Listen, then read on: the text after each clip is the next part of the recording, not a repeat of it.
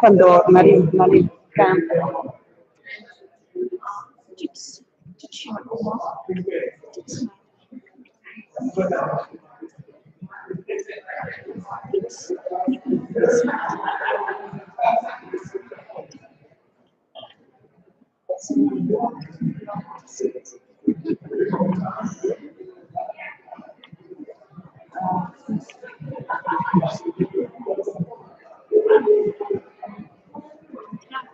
No, it's fine. Word maar gekruisen na. Hoe is het? Nee, excuse, ik praat met mijn zuster. Luister, ga. Peter.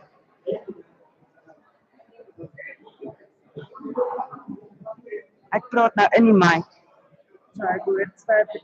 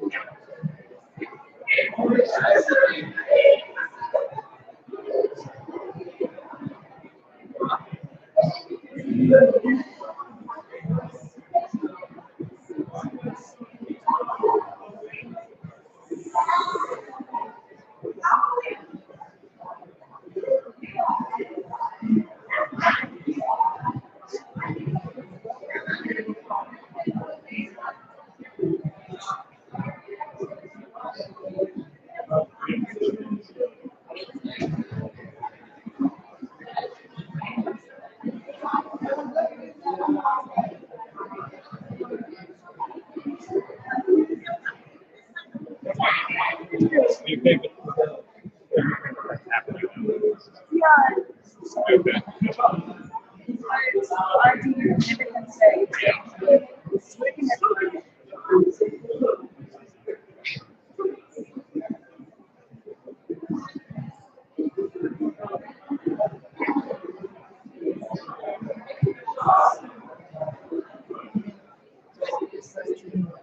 Can I'll show you.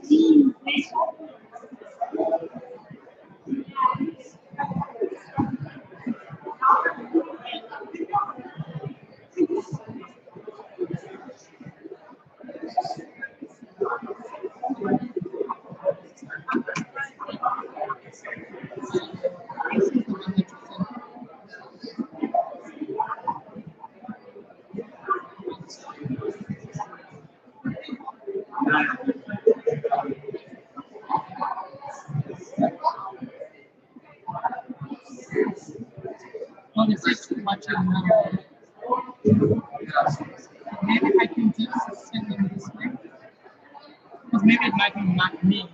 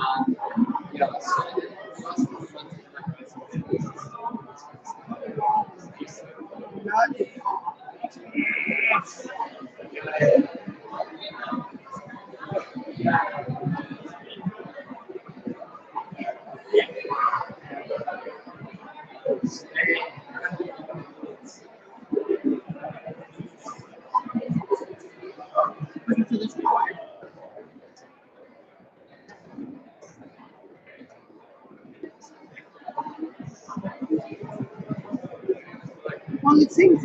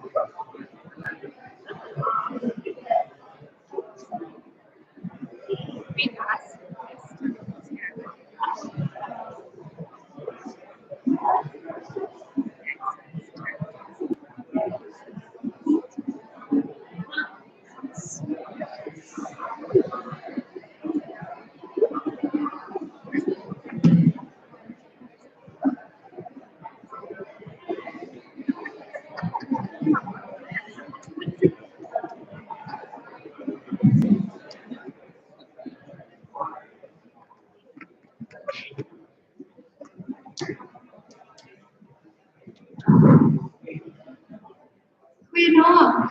Good evening. Mbuyiseli. It is my pleasure to extend a very warm welcome to you all to this annual Human Rights Lecture presented by Justice Madlanga of the Constitutional Court of South Africa. As you noted from the invitation, the subject of this lecture is the human rights duties of companies and other private actors in South Africa. Please allow me the opportunity to extend a special word of welcome to the following people. Of course, because of Justice Madlanga, we are very honored that you traveled to Stellenbosch to share your insights and your thoughts and your wisdom with us tonight. Thank you very much. Family members and friends of Justice, including his brother, Advocate Madlanga, members from our institutional management, Professor Hester Klopper, our Deputy Vice Chancellor Strategy and Internationalization, Professor Stan Mbuyiseli, our Chief Operating Officer, Dr. Mbuyiseli Mhope, Senior Director of Corporate Communications, Professor Ingrid Willard, the Dean of Economic and Management Sciences of Stellenbosch University. I also wish to welcome Judges Bosalek, Saldana, Dennis Ward, and Tashwell Opria. Welcome tonight. Commissioners from the South African Human Rights Commission, the German Consul General, Mr. Matthias Hansen, representatives of Weber Wenzel, Mrs. Odette Geldenhuys, Mrs. Sheila Makon, Mrs. Laura Gabriels, Mr. Giles White, Mr. Gavin Fitzmaurice, and Mr. S.W. Berger. Also, Mrs. Fatima Hassan, Executive Director of the Open Society Foundation of South Africa, Mr. Chris Otto, representing the Law Faculty Trust, Honorary Professor in our Department of Public Law, Advocate Jeff Madlanga, and representatives of the bar, sidebar, civil society organizations, colleagues from neighboring universities, and our own university, as well as students and friends.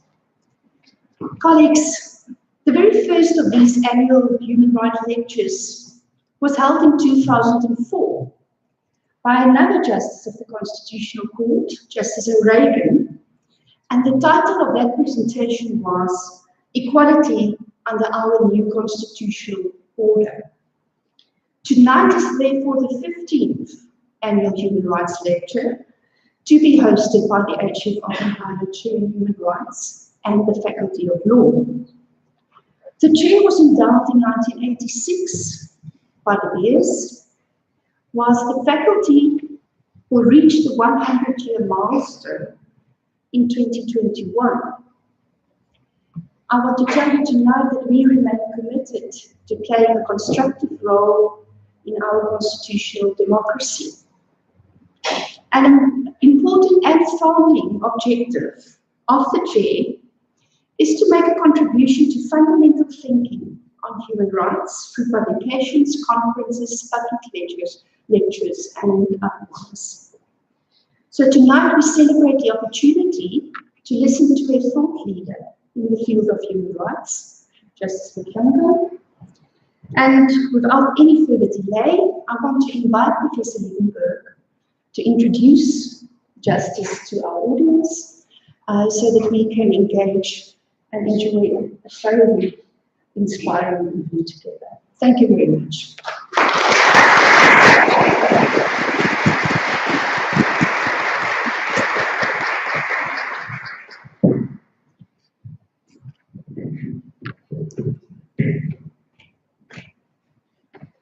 Distinguished guests, ladies and gentlemen, it gives me great pleasure today to introduce you to Justice Mbuyiseli Russell Madlanga, who will be delivering, as our Dean has mentioned, the 15th Annual Human Rights Lecture of my chair and the Law Faculty.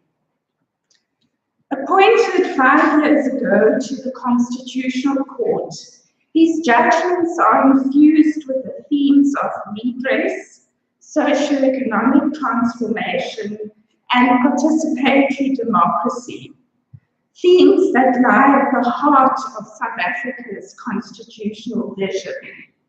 He has also made a significant contribution, as I will shortly highlight, to academic life and public life in South Africa. We were accordingly deeply honoured by his acceptance of our invitation to deliver this lecture, particularly during the university's centenary year, which calls for deep reflection on our contribution to past injustices and what this implies for our present and future as an institution. With these preliminary remarks, I will now proceed to tackle the daunting task of trying to synthesize while at the same time do justice to a very distinguished career by our guest speaker. Justice Madlanga was born and raised in the rural village of Mbuyiseli, 16 kilometers outside the town of Mount Frere in the Eastern Cape. He matriculated at Mbuyiseli High School, Matatiel, and went on to obtain a B.Juris degree at the University of Transkei, receiving the Juta Prize for the best law student.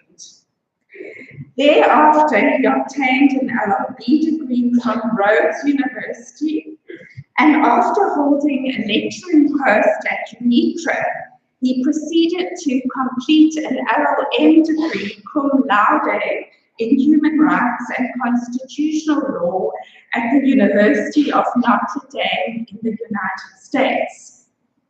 He interned at the Washington, D.C. office of Amnesty International, returning to South Africa to do his pupillage at the Johannesburg Bar, whereupon he opened a practice at the Mthatha Bar. At the tender age of 36, he was appointed a judge of the Mthatha High Court, becoming South Africa's youngest judge at the time. In short succession, he was appointed as an acting judge at the Supreme Court of Appeal, judge of appeal at the Competition Appeal Court, acting judge president of the Mthatha High Court, and acting justice of the Constitutional Court. Personal circumstances forced him to resign from the judiciary, and he returned to the bar as senior counsel, practicing in Mthatha and Johannesburg. One of his notable briefs during this period was representing South Africa as counsel before the International Court of Justice in The Hague in South Africa's intervention dealing with the case of the construction of a separation wall by Israel in the occupied Palestinian territories. He went on to be appointed by the then Minister of Finance, Mr. Trevor Manuel, as chairperson of the Exchange Control Amnesty Unit. This unit facilitated the disclosure of assets worth 68 billion rand and raised an additional 2.9 billion rand in levies. The disclosure of offshore assets resulted in an estimated 1.4 billion rand increase in the tax base, and the unit's work under Justice Madlanga's leadership has set an international benchmark for recovering assets expatriated in contravention of exchange control regulations. A brief of particular significance was his appointment as evidence leader at the Marikana Commission of Inquiry into the killing of 34 striking mine workers and 10 other people in August 2012, one of the most shaming and painful events in South Africa's post-apartheid era. He was lead counsel at the Marikana Commission of Inquiry for a team of 7 advocates. The next phase of his career was his appointment by the President as a member of the Competition Tribunal, where he served for 9 years, including 3 as Deputy Chairperson of the Tribunal. He furthermore served as a member of the Judicial Services Commission for 2 years, and on 1 August 2013, he was appointed to the Constitutional Court in a permanent capacity. Since his elevation to the Constitutional Court, he has authored 29 judgments, either for the majority or in concurrence or in dissent. These judgments traverse the many weighty issues the court has pronounced upon in our constitutional democracy, such as the implications of the Constitution for contract law, for marriages concluded under customary law, the duty of Parliament to facilitate public participation in legislative processes, the constitutional privilege of free speech and immunity from arrest of members of Parliament, the obligation of the Independent Electoral Commission to record voters' addresses on the voters' roll, an ongoing saga, and the constitutional right of a farm worker, Ms. Daniels, to effect improvements to her modest home to make it habitable in the absence of the landowner's consent. The events giving rise to the latter case occurred on our doorstep on one of Stellenbosch's high-end wine farms. In a searing judgment for the majority, Justice Madlanga graphically describes the pain, indignity, and injustice of land dispossession in South Africa, an open wound at the center of our constitutional democracy today. Most recently, and hot off the press, is Justice Madlanga's judgment for the majority in Corruption Watch versus President of South Africa. As is by now well known, the court declared the termination of Mr. Kasana's appointment as National Director of Public Prosecutions was constitutionally invalid for being inconsistent with the constitutionally required requirements of the independence of the NDPP. This consequently also invalidated the appointment of his successor, Mr. Abrams, and the President was ordered to appoint a new National Director within 90 days. Alongside his illustrious career in legal practice, Justice Madlanga has maintained a lively interest in academic law and teaching. In this capacity, he has held a prestigious Kleins Chair as a visiting professor at the University of Notre Dame, a chair reserved for distinguished US and international legal scholars, and which has also been occupied by a number of US Supreme Court judges. In 2017, he was appointed Editor-in-Chief of the South African Judicial Education Journal. And he has also delivered lectures recently at King's College in London on the interplay between human rights and corruption in procurement.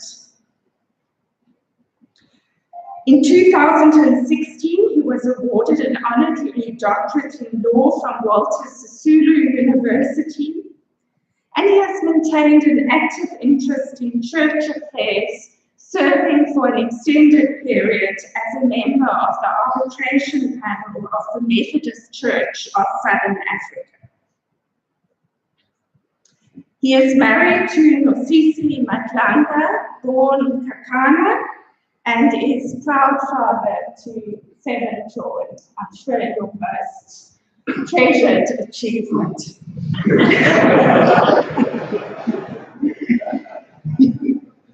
The topic of Justice Madlanga's address this evening, as mentioned by the Dean, is the human rights duties of companies and other private actors in South Africa. Before I invite Justice Madlanga to the podium to deliver your address, if I could just ask for the slide to be moved on one, please. The young people in the audience have asked me to draw your attention to the Twitter handle, and you can tweet about Justice's lecture, and it is on the slide, please. So without further ado, I now want to invite Madlanga to the podium to deliver his address.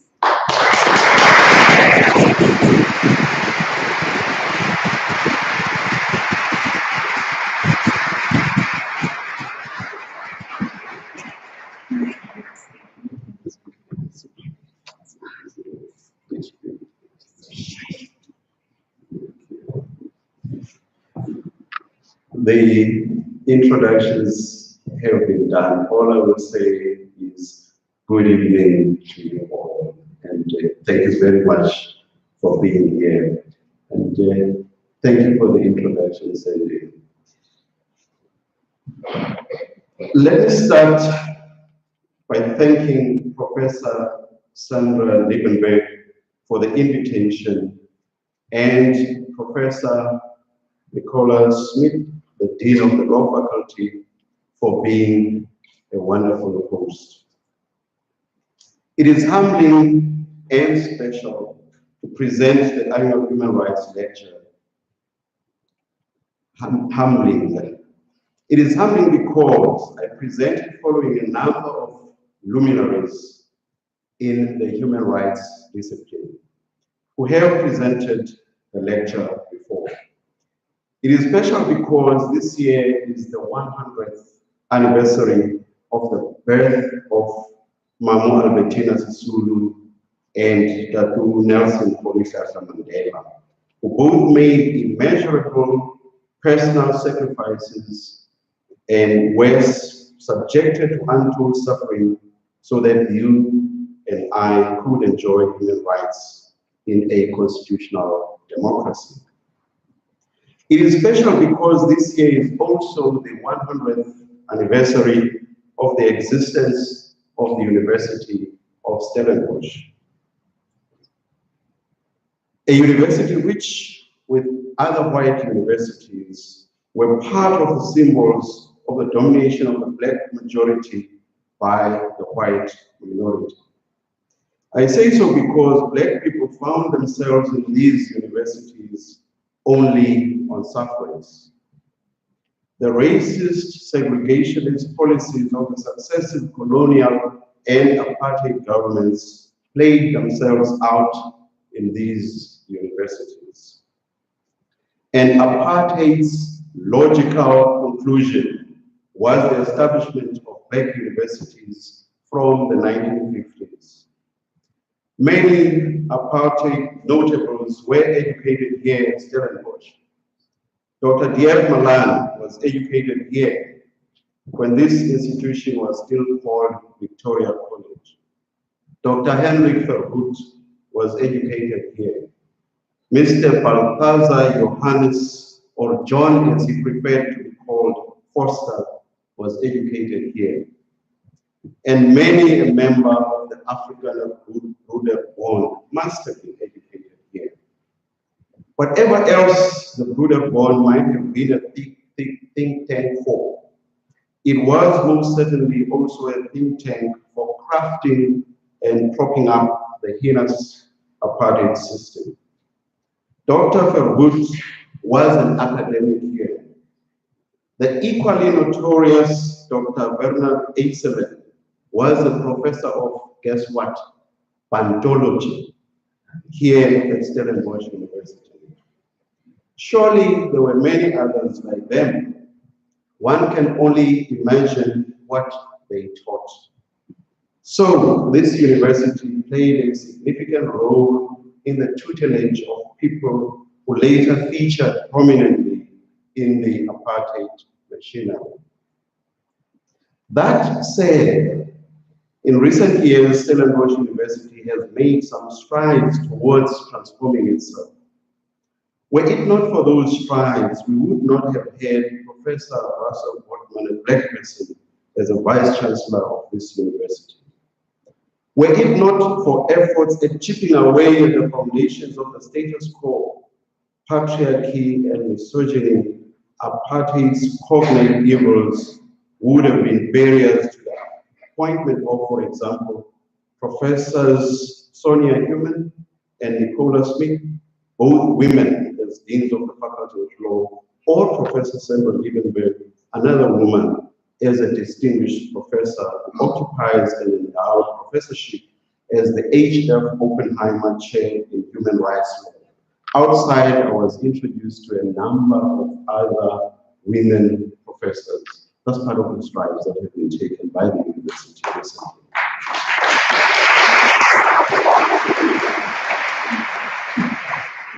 I am mindful of the Centenary restitution statement issued by this university's rector, Professor Mbuyiseli. The importance of this statement lies in its acknowledgement of the university's contribution towards the injustices of the past. The university's unreserved apology to those excluded from the privilege it enjoyed, and most importantly, the university's commitment to become an inclusive institution. This is just the beginning. More is expected of the university. The commitment in the Centenary restitution statement must become a reality, and the detail of what that reality will be must be thought out carefully and in a manner that is itself inclusive. I trust that it will take far less than another 100 years for more significant transformative efforts to emerge. Traditional or conventional thinking has always been that because human rights were designed to curb excesses of public power rather than to regulate private, commercial, or international relationships, they are not suited to apply to non-state actors. Tonight, I ask that we turn our gaze away from the state. I ask that we look at the human rights duties of private actors, that is, companies and indeed ourselves, the individuals. I will speak under the following themes. I first discuss the progress or lack of it made in the international arena on human rights obligations of corporations.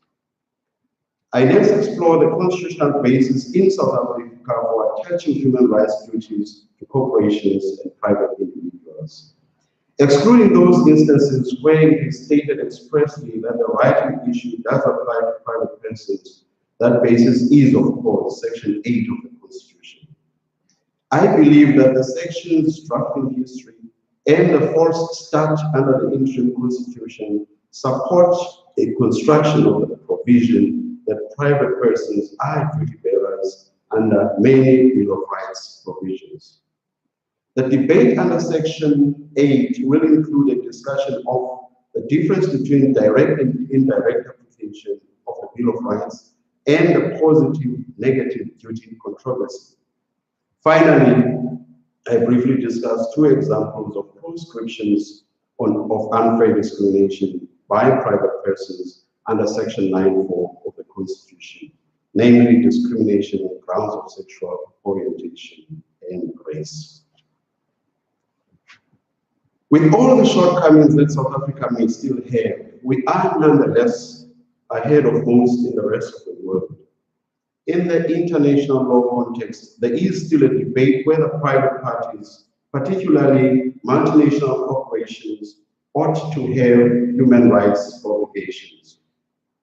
In international law, there is an approach that says business corporations need only have a social, not legal, responsibility to respect rights. According to Professor David Bilches, this has been understood to say that corporations do not have positive obligations towards the fulfillment of human rights.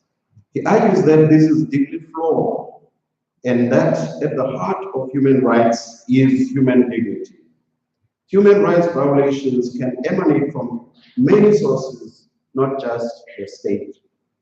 He explains that in our globalized world, corporations can both exacerbate and aid in alleviating poverty. It is no wonder then, as Professor Bilches points out, that states are required under international law to ensure that human rights are not violated by third parties. According to him, that implies that corporations themselves have the same obligations not to violate human rights. He argues that had the special representative of the United Nations Secretary General recognized this implicit obligation, there would have been no confusion as to whether corporations do have human rights obligations. Now, confusion does reign. Professor Belcher suggests that a binding treaty that imposes human rights obligations on corporations will be necessary to get rid of the confusion. While there is an ongoing process pushed by our very own government in Ecuador to draft a treaty that is meant to regulate in international human rights law the activities of transnational corporations and other business enterprises, at this point, it seems that concrete results are not going to be achieved anytime soon. The first draft that was released recently follows the trend set by Professor John Ruggie that says corporations only have a social responsibility to respect rights, which at best requires them not to interfere where people are already enjoying access to various rights. It is time the dithering came to an end and concrete action were taken to make private persons bound by human rights that can appropriately be applicable to them. Some corporations, in particular multinational corporations, are so powerful that it would be folly to continue to train our sights only on the traditional target for challenges against human rights abuses, the state. We just can no longer afford to do that.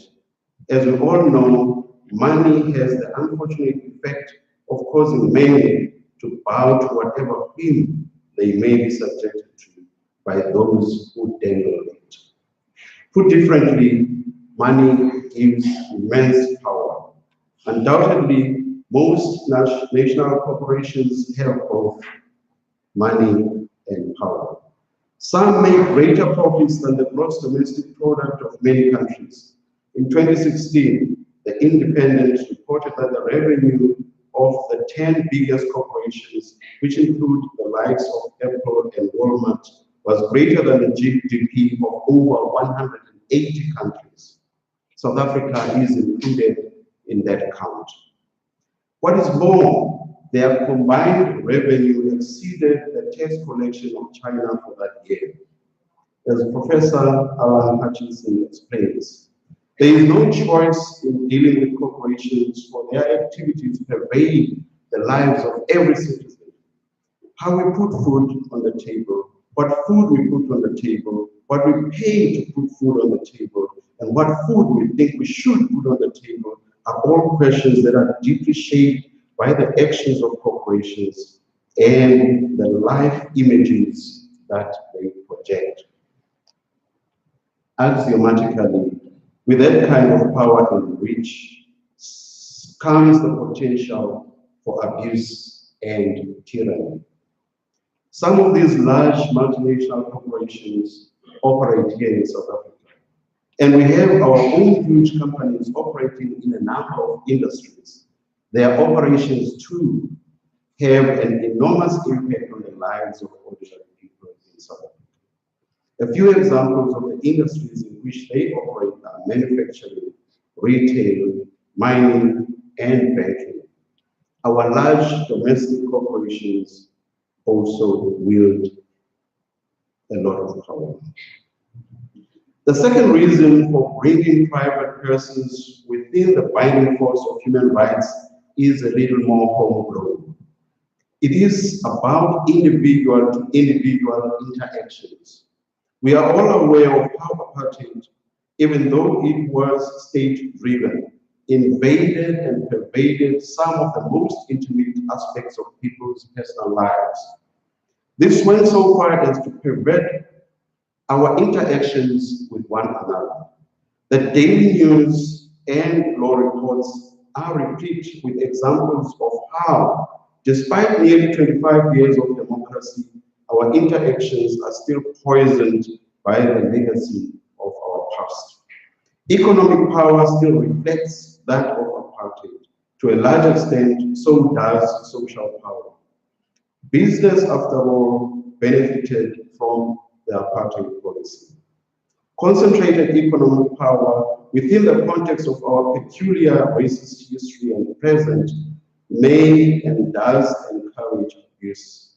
If we are to take seriously the transformative injunction of our Constitution to improve the quality of life of all citizens and free the potential of each person, then our private interactions cannot be left out of the reach of those human rights obligations that may appropriately be borne by private individuals. We cannot take a business as usual approach and maintain the status quo insofar as our private interactions are concerned. Many other countries also do have economic and social inequalities. This South African homegrown justification for extending the application of human rights to private actors must apply to them as well. And coming to the South African position, in particular Section 8 of the Constitution, where better to start than the Constitution? Section 8.2 expressly imposes human rights obligations on private persons. How did we get here? It is no secret that the text of our Bill of Rights has part of its genesis in the body of international human rights law. It was within this historical context that the Constitutional Court recently explained in Vijima that fundamental rights are meant to protect warm-bodied human beings primarily against the state. This is often referred to as vertical application of the Bill of Rights because it pertains to the relationship between the state and its subjects. Our interim constitution itself had an application clause which differed markedly from Section 8. I needn't dwell on the textual differences. What is important is that the interim constitution did not expressly state that the Bill of Rights imposed duties on private actors, often referred to as a horizontal application. Notwithstanding this, the newly established Constitutional Court was quickly confronted with a matter where a party tried to impose human rights obligations on a private individual. Duplicity was a defamation case between private individuals based on the common law. The defendants, a newspaper and its owner, were sued for alleged defamatory articles about plaintiffs. They raised a defense that the comments at issue were lawful and protected by the right to freedom of expression. The majority of the court famously held that the Bill of Rights under the interim constitution had no direct horizontal application. In coming to this conclusion, the lead judgment by Cambridge H.J. focused closely on the text of the interim constitution's application provision. Ackerman J's concurrence goes into some philosophical concerns about imposing obligations on private individuals. So, the Bill of Rights under the interim constitution was held to operate only as between the state and its subjects. Ian Curry and Johan Duval argue that the conclusion of the majority comports with a traditional or even narrow view of what a Bill of Rights ought to be, a charter of negative liberties. I revert later to this. The dissenting judgments of Krishna J. and Mandala J. come to a different conclusion, and in doing so set out a different philosophical and, dare I say, political vision for the ancient constitution. Krishna J.'s harsh dissent takes issue with the concerns raised by the majority and some theorists towards imposing human rights duties on individuals. This is how he describes that concern.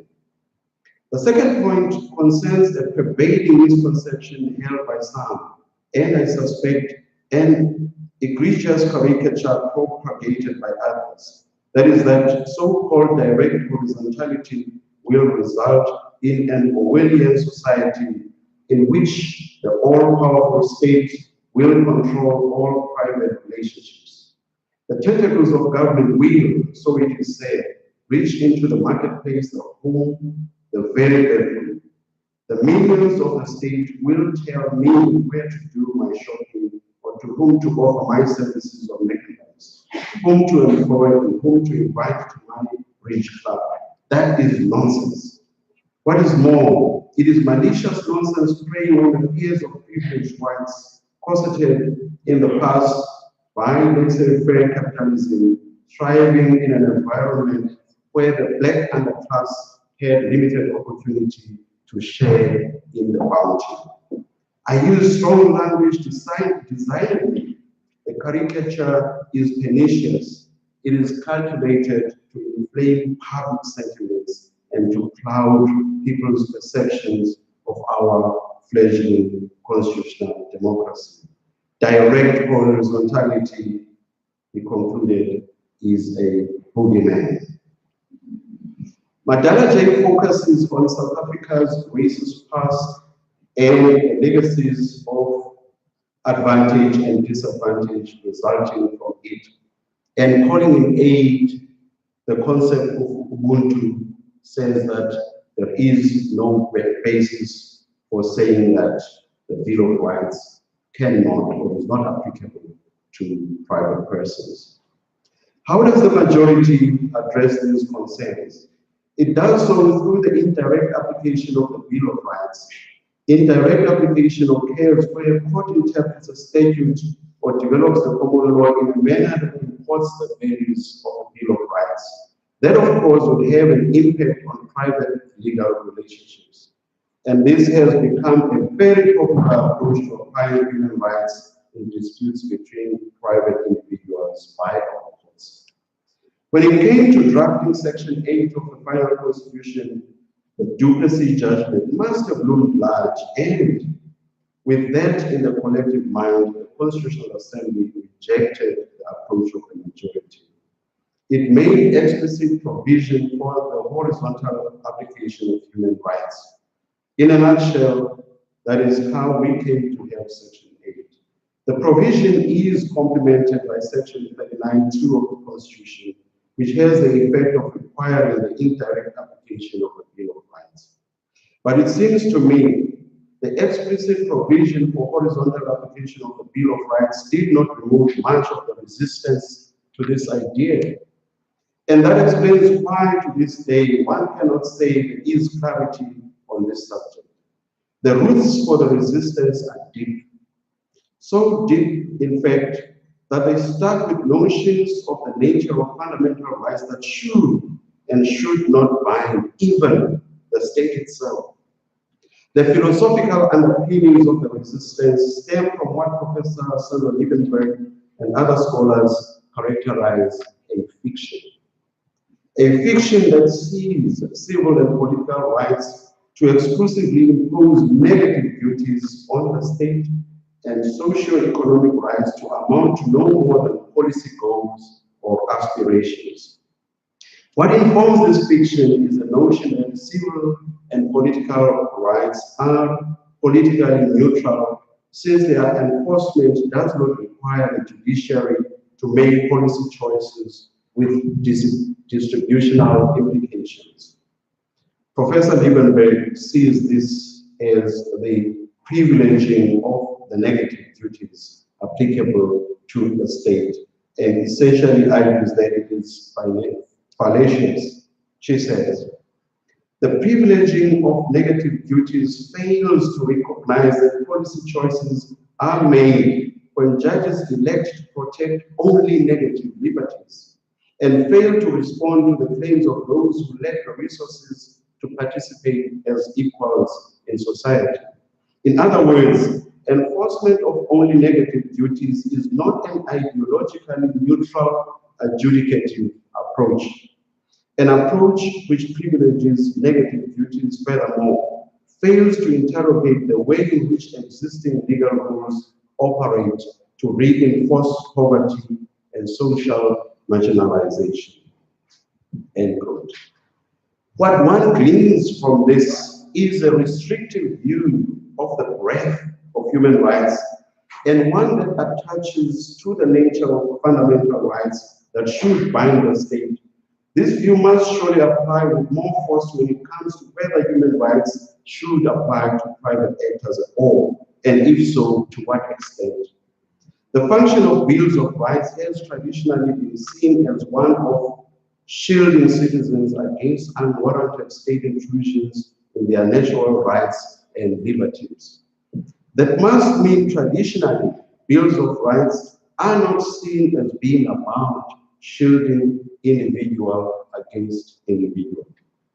To my mind, this goes a long way towards explaining that the long road we have traveled, and I believe we are still to travel, before crafting a South African jurisprudence that plainly and fully tells us what Section 82 of the Constitution truly provides for. Strewn along that road must have been and continue to be notions that find the step of imposing human rights obligations on private actors anathema to constitutionalism. Before I discuss the handful of cases where our courts have given meaning to Section 82 in a manner that directly applies human rights, I want to say a few words about the current Duval's Charter of Negative Liberties characterization of the interim constitution as interpreted by the Duplessis majority. So Isaiah Berlin's lecture on two concepts of liberty is said to capture the philosophical ideal of liberty, of freedom, which animates such conception. He spoke of negative and positive forms of the concept, preferring the former and describing it in these terms.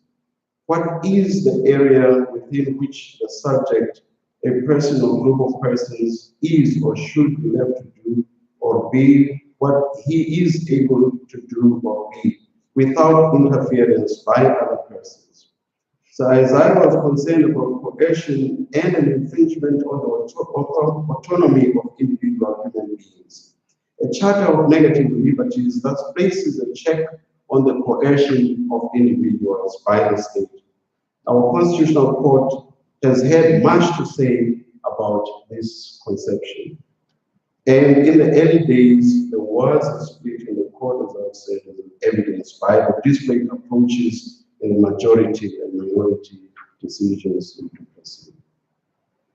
Today, we have appropriately left that behind by recognizing that the status quo cannot be maintained under the guise of a charter of negative liberties. For one thing, the Constitution not only inhibits the state from taking certain action, in many respects it requires to respect, protect, promote, and fulfill the rights in the Bill of Rights. A specific example is Section 25(5). The state must take reasonable legislative and other measures within its available resources to foster conditions which enable citizens to gain access to land on an equitable basis. Furthermore, in South Africa, freedom cannot alone come down to individual autonomy and only be understood from a Western liberal perspective. The importance of emphasizing freedom within our context cannot be understated. Freedom cannot be dissociated from liberation, from our colonial and apartheid past. So, in order for the potential of all South Africans, black and white, to be truly realized, the social and economic structures of apartheid society must be undone. Only then can the majority of the country rob of their dignity through various forms of dispossession and deprivation be considered truly free. So, negative liberties that value individual autonomy at the expense of redressing the injustices of the past are ill-suited to the South African situation. This approach gives meaning to Madala J's words in Makwanyane that Ubuntu is a concept that permeates the Constitution generally, and more particularly the Bill of Rights, which embodies the entrenched fundamental human rights. How does this all relate to Section 82? Simply put, if we refuse to impose human rights obligations on private individuals for fear of interfering with their autonomy, we risk maintaining a perverse status quo, which entrenches a social and economic system that privileges the haves, mainly white people in the South African context. By imposing certain human rights obligations on private individuals and companies, we acknowledge that our current social and economic realities have arisen out of our perverted past and cannot be sanitized. The words of Mohammed J. in describing the interim constitution were prescient. The South African constitution is different. It represents a decisive break from and a ringing rejection of that part of the past which accepted, permitted, perpetuated, and institutionalized pervasive and manifestly unfair discrimination against women and persons of color. Parts of the Constitution seek to articulate an ethos which not only rejects this rationale, but unmistakably recognizes the clear justification for the reversal of the accumulated legacy of such discrimination. If Section 8 is to have the effect that the Constitution truly wants it to have, it must be a tool that plays a role in dismantling the legacy of colonialism and apartheid. With that in mind, let us turn to the text of the section. Subsection 1 provides that the Bill of Rights applies to all law and binds the legislature, the executive, the judiciary, and all organs of state. The crucial subsection 2 specifies that a provision of the Bill of Rights binds a natural or juristic person if and to the extent that it is applicable, taking into account the nature of the right and the nature of any duty imposed by the right. The first case in which the Constitutional Court considered the applicability of a fundamental right under Section 8.2 was Mbuyiseli, another matter where a newspaper was sued for defamation.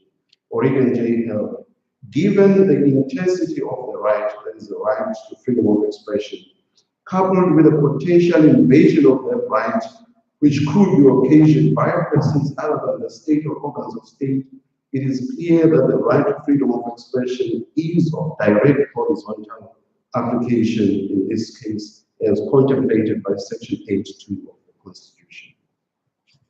With the exception of those rights which, as appears from the language of the section in which they are entrenched, plainly apply to private persons or the state, there should, generally speaking, be no categorical or right-line approaches.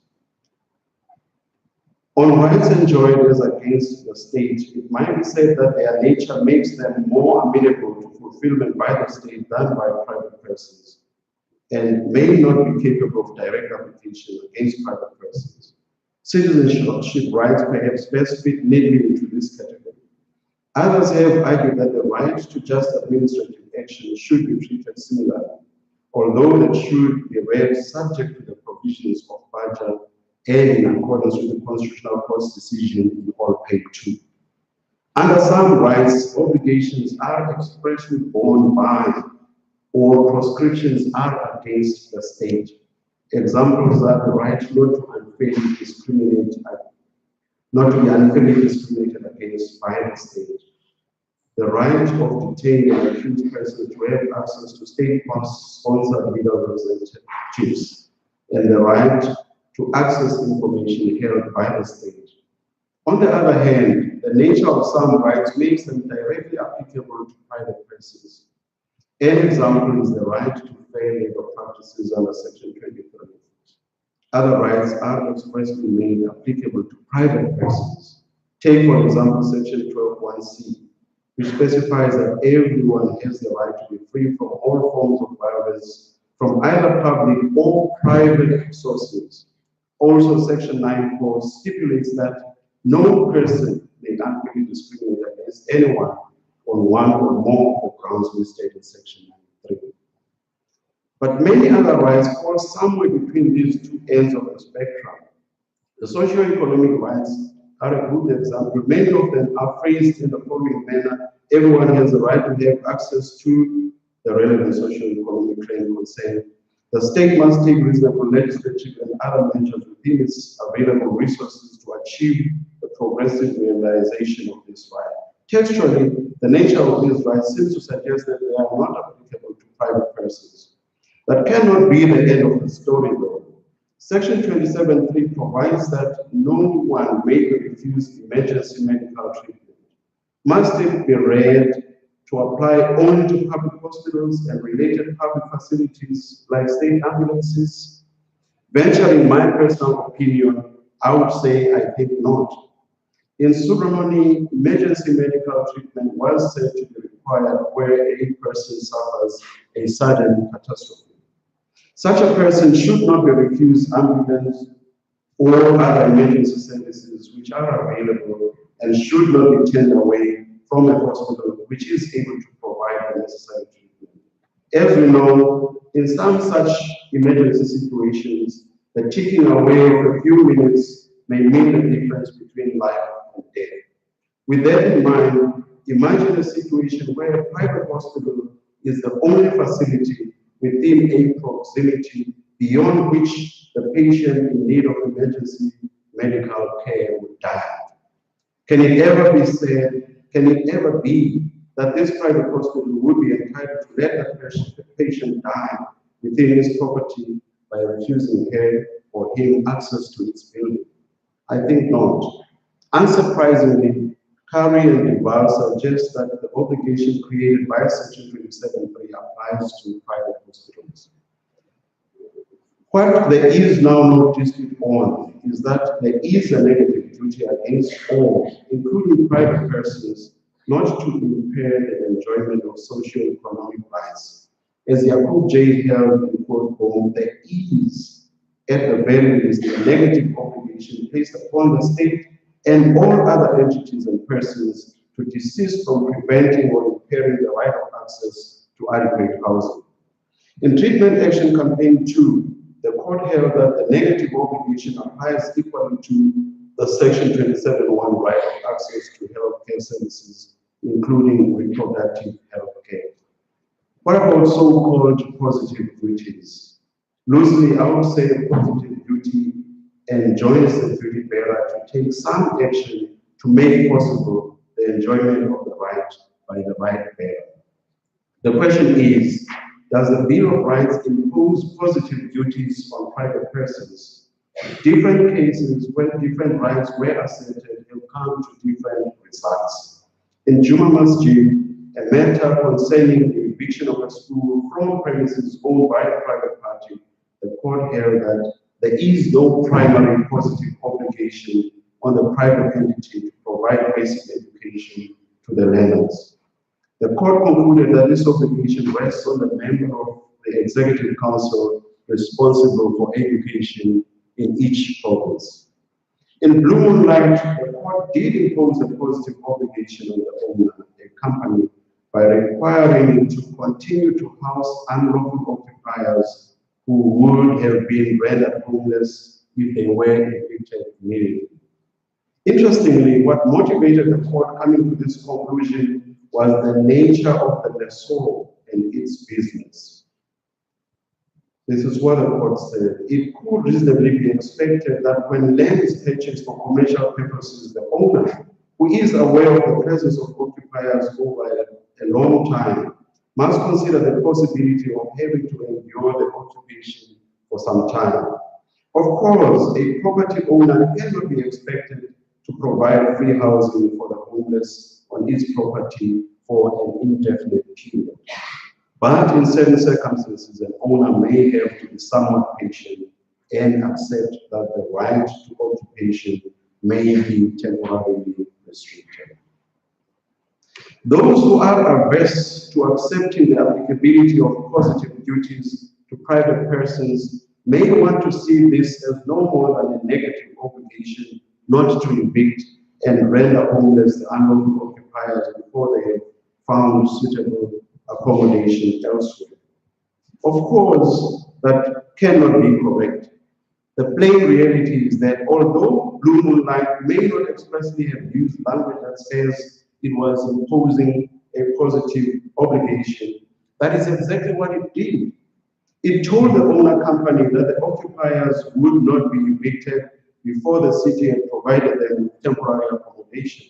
So the owner was being told that it had to provide accommodation to the occupiers for a while.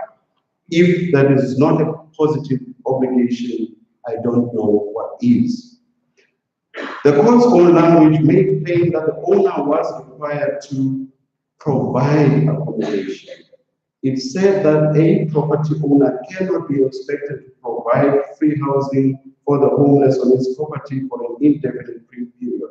Although this is stated in the negative, it means until the unlawful occupiers had to vacate, which would be a few months, the owner had to accommodate them. I would be arrogant not to respect the view of the minority in Daniels. The view that the minority took with regard to the effect of the order in Blue Moonlight. Although I am to deal with Daniels shortly, I must touch on this issue now as it is relevant to the Daniels minority's interpretation of the Blue Moonlight order.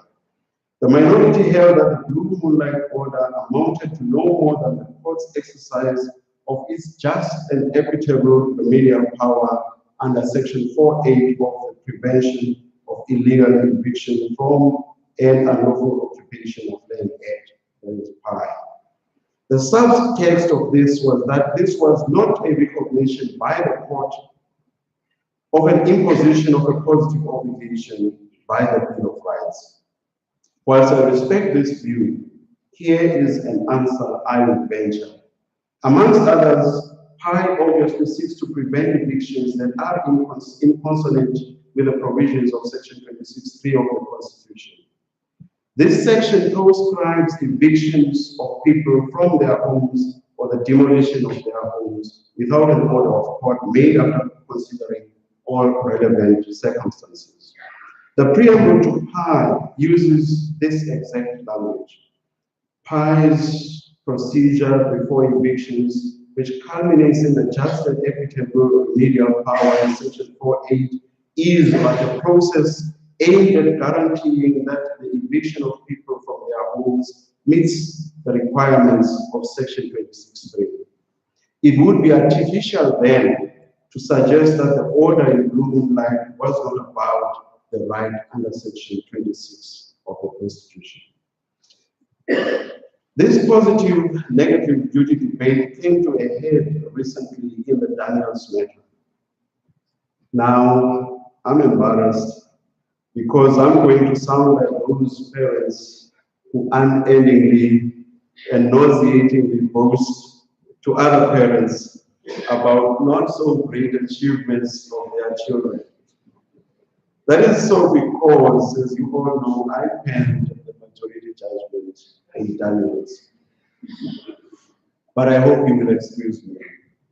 This matter concerned the question whether Ms. Daniels and Esther Occupier could, in the face of resistance by the two respondents who were private persons, effect improvements to her home situated on the property of one of the respondents at her own expense.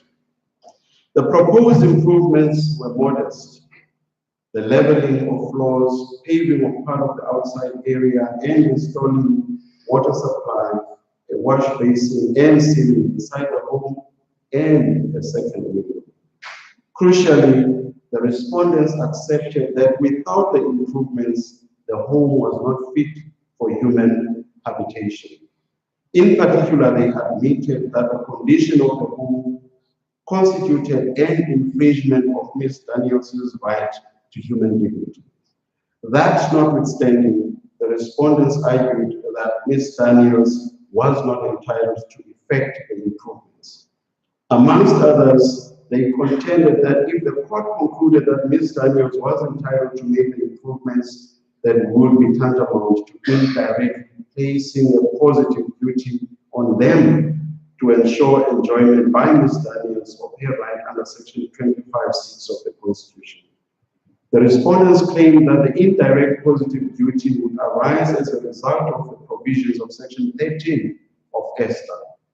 Section 13 makes it possible for a court to order an owner, a person in charge of the property on which an occupier's home is situated, to pay compensation for improvements made by the occupier upon her or his eviction.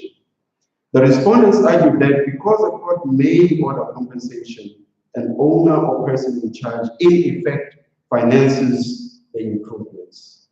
Hence the argument about positive obligation.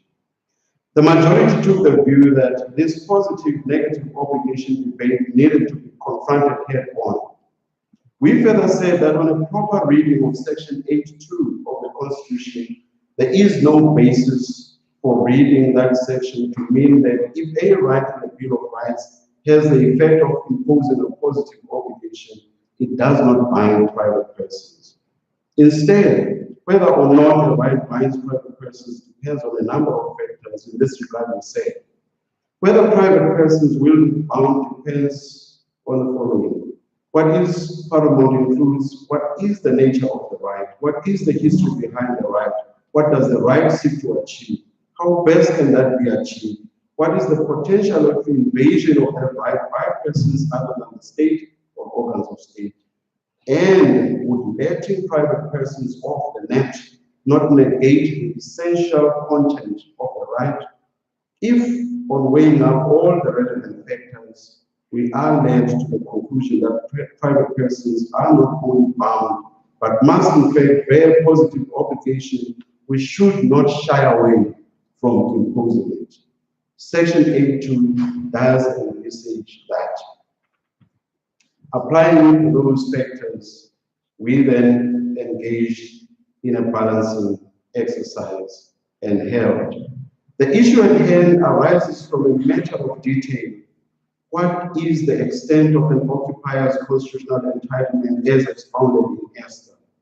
Does it go so far as to create an entitlement to make improvements to her or his dwelling with the potential, as the respondents argue, of imposing the positive obligation they are complaining about? This is the question on which the respondents peg their argument on Section 13 of Esther.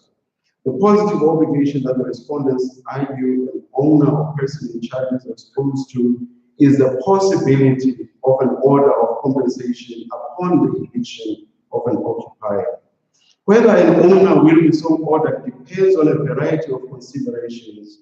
It may or may never happen. This must be weighed against the need of an occupier to improve her or his living conditions and lift them to a level that accords with human dignity. If indeed an occupier is living under conditions that subject her or him to a life lacking in human dignity, the possibility of an order of compensation pales in comparison.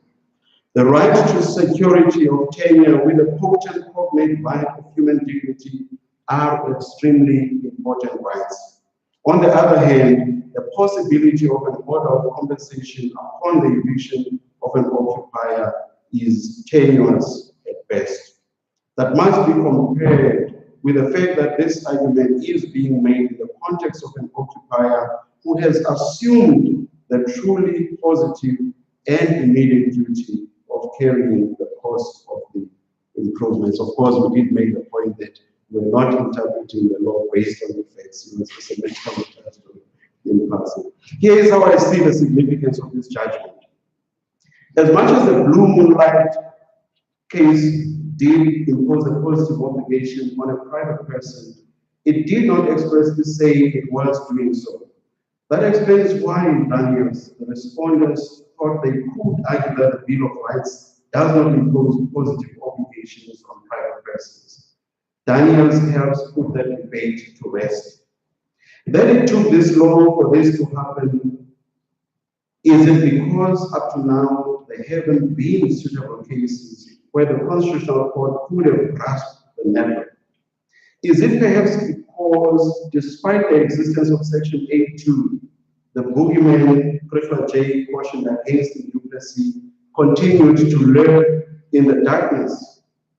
I will not answer these questions, but I will say this much.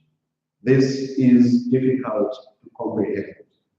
That is especially so regarding to the fact that it is now 21 years since Section 8.2 took effect. Section 8.2 does not expressly exclude rights that create positive duties from binding private persons.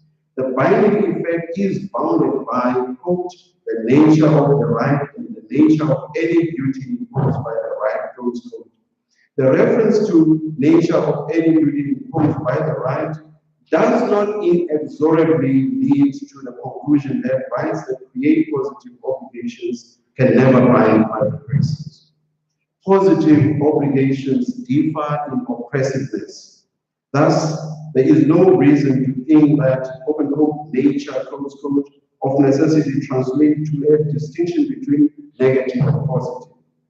In some instances, the positive obligation may not be applicable to private persons depending on the magnitude of its oppressiveness.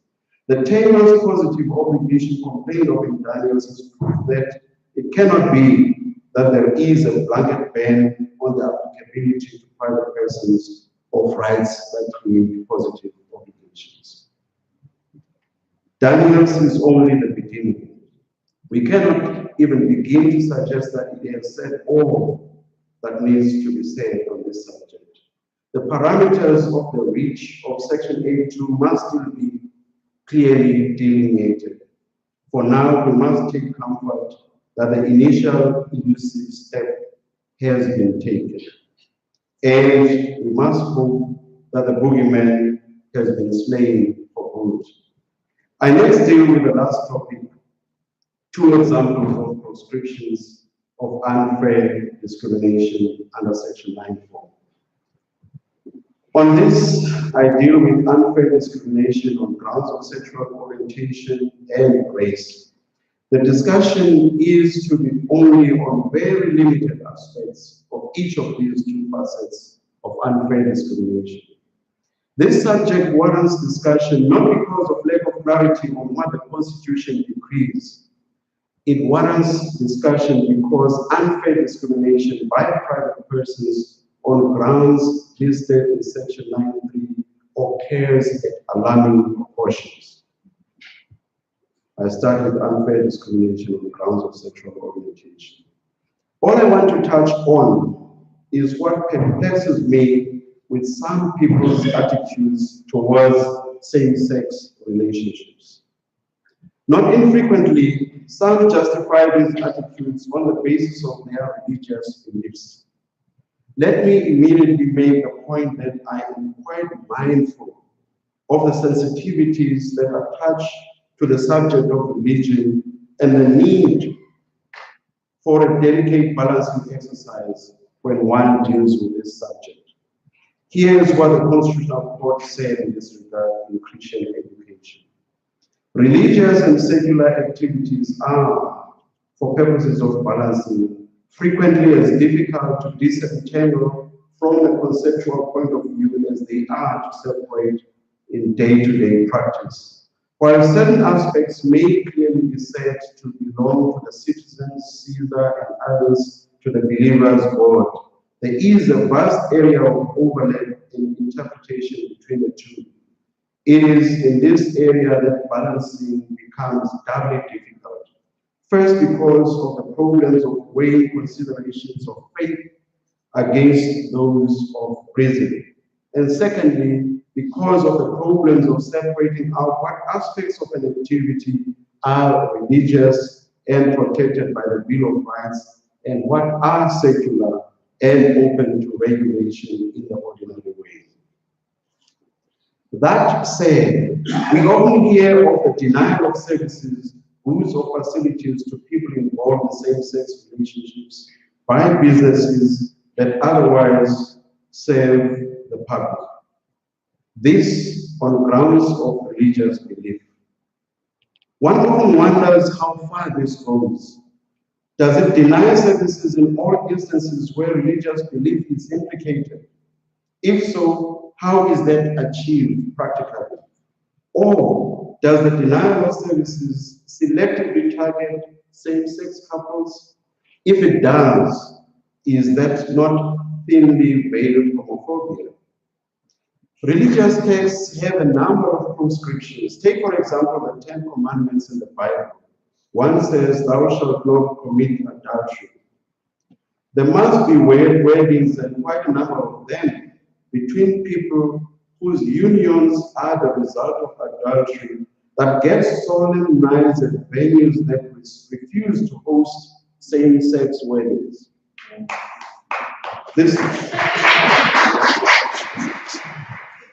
This may be happening exactly because the owners of the venues never ask questions.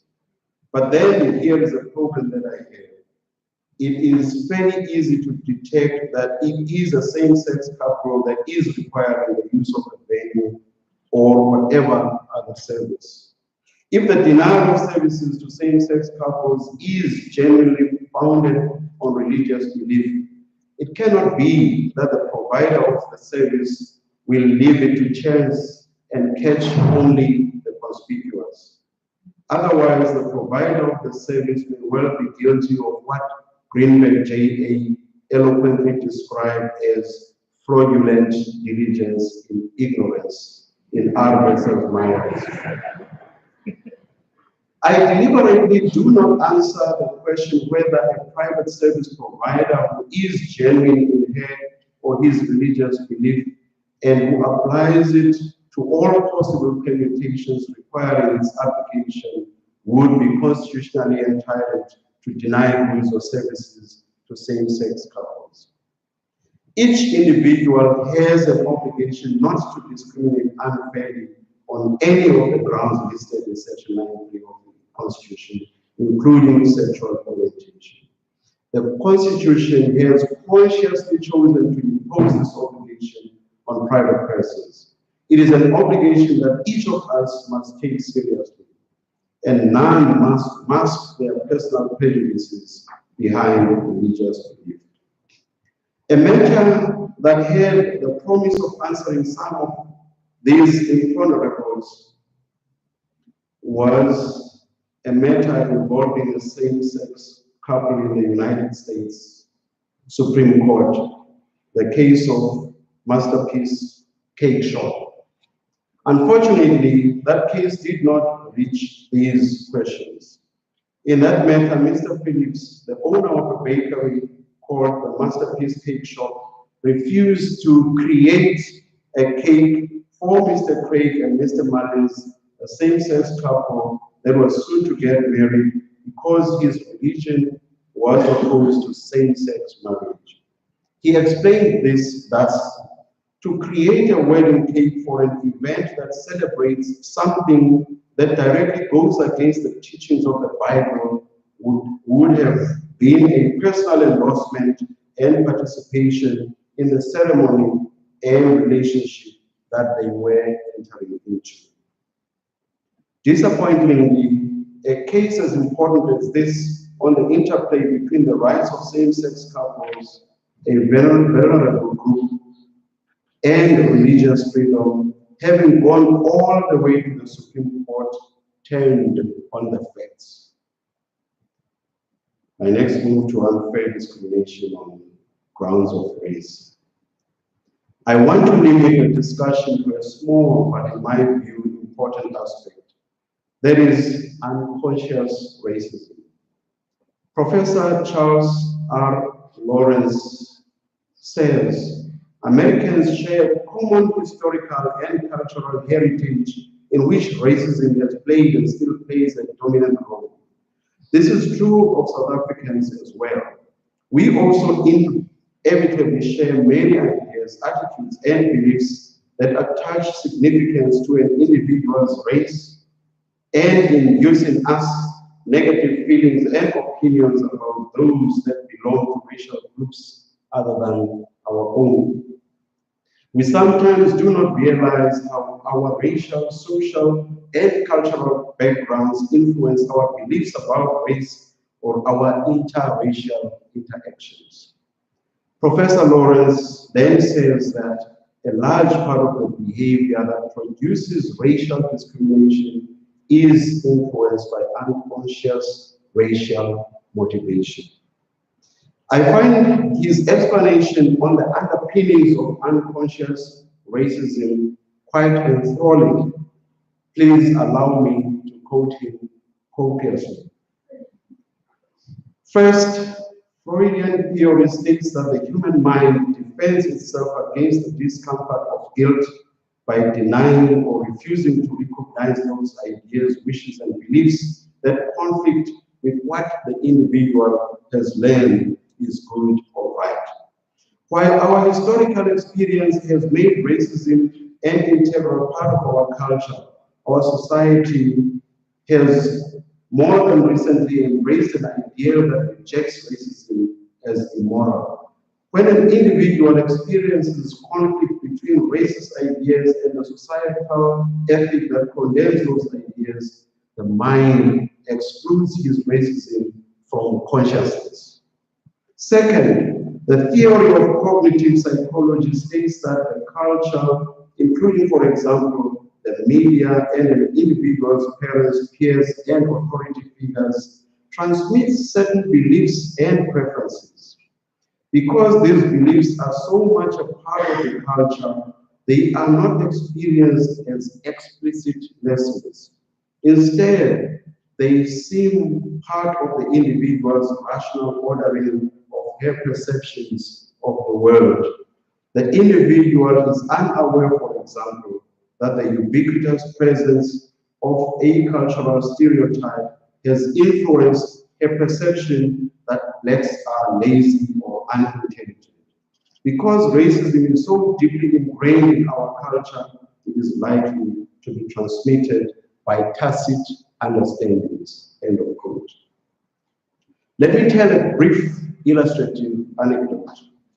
One evening I was driving between Mbuyiseli and Mthatha. I came across a white family that had just been involved in a car accident. They were a man, a woman, and a couple of young children. They did not appear to be seriously injured. I offered to get them an ambulance, which they accepted. It so happened that across the street from my home in Mthatha, there was an ambulance depot. I called home and asked the family member to go across to the depot with her or his mobile phone.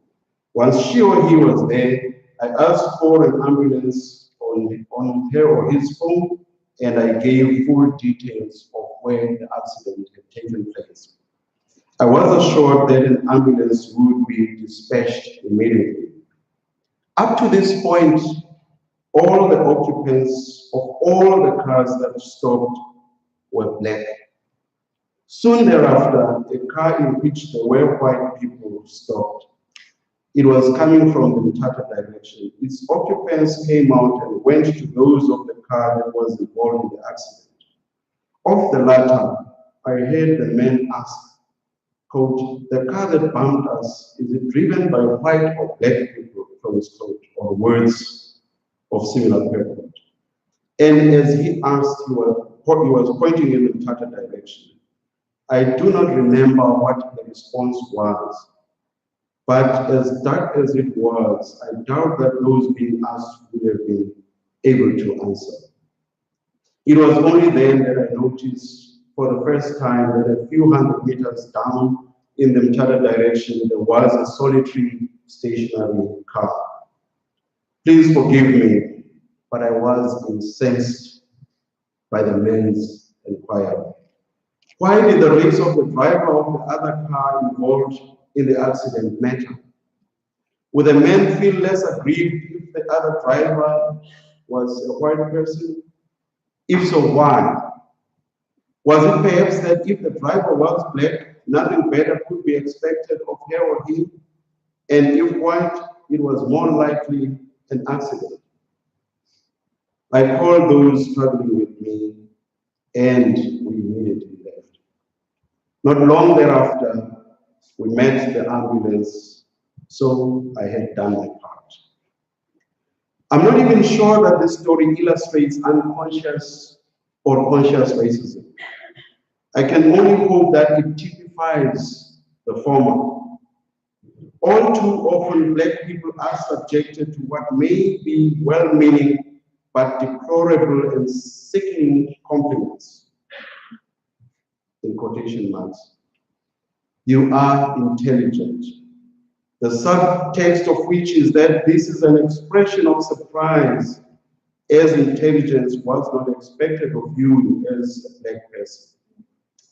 You speak so well, which again evinces surprise at the black person's mastery of the English language, and not necessarily an acknowledgement of the person's oratory.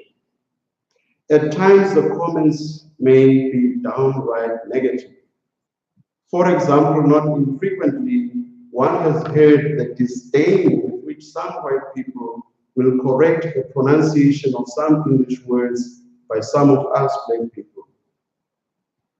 It's work, not whack. It's Durban, not Durban. And you know, we call it Durban, we don't say Durban. And so on.